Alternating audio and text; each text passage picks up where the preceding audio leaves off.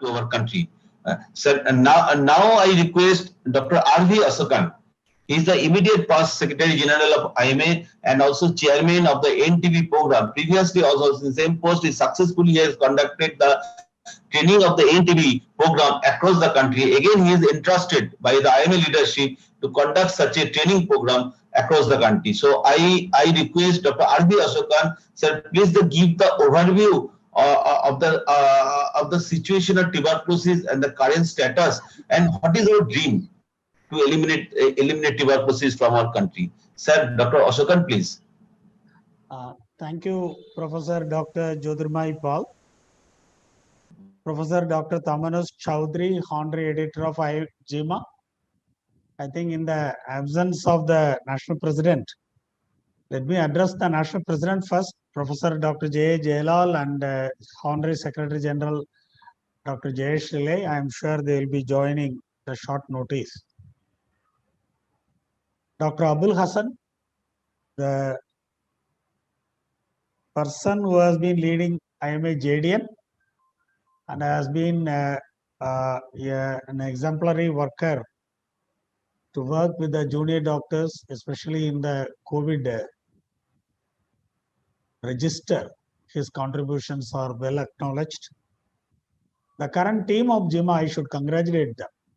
They have so many to their credit, and they have given a new look to the JIMA team, a very professional look. We are very proud of you, all your achievements, including the new video JIMA. And I am really grateful that you have taken up tuberculosis, because it is not fashionable to talk about tuberculosis amongst all the specialities and other newer subspecialties of modern medicine. To talk about tuberculosis maybe, may not be the most fashionable thing, but JIMA has rightly focused on tuberculosis, which perhaps is the most important thing, which, it doesn't make headlines. Something very fashionable to talk about the second surge of COVID and vaccination impact makes a lot of controversies enough to capture newspapers and media. But very unfortunately, what is happening in our country is we lose a lot of patients to this dreaded disease in the history of man. And enough is not still being done in spite of our program. The National TB Elimination Program is one of the finest public health programs in the whole world. If you can say, a very proactive, very inclusive, and very technically updated public health program. There is no other program to equal our national TB elimination program. Let us begin by saying that TB is a disease of poverty. Let us focus on that particular point. TB is a disease of poverty.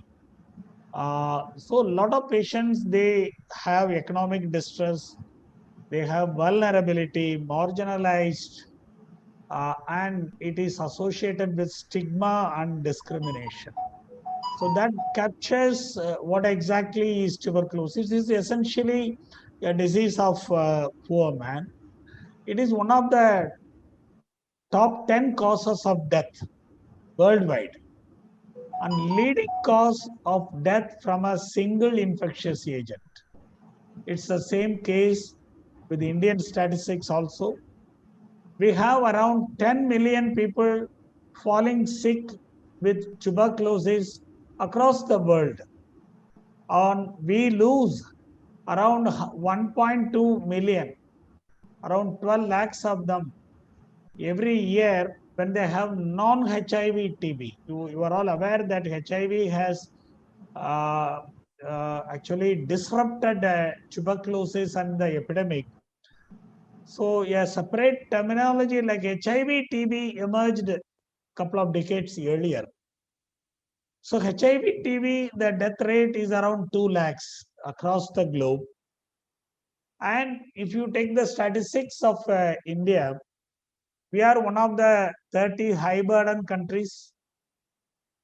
And we have, as already the editor mentioned, every 1 in 4 TB patient in the world is an Indian. We have a 26% of world's TB burden in our country, which speaks for itself. And the real factors which determine tuberculosis epidemic is the drug-resistant tuberculosis and the HIV tuberculosis. For medical professionals, a drug-sensitive epidemic is perhaps a bonanza that you can treat. Even out of it, only 85% of them get cured after 6 months drug treatment regimen. So the two factors which have changed the face of the TB epidemic are, one is the multi-drug resistance and the other is the HIV epidemic. The HIV ran through the TB epidemic like a disaster. The African epidemic of tuberculosis is driven by HIV. The Indian epidemic is driven by tuberculosis itself. HIV is not the main force which drives the Indian epidemic.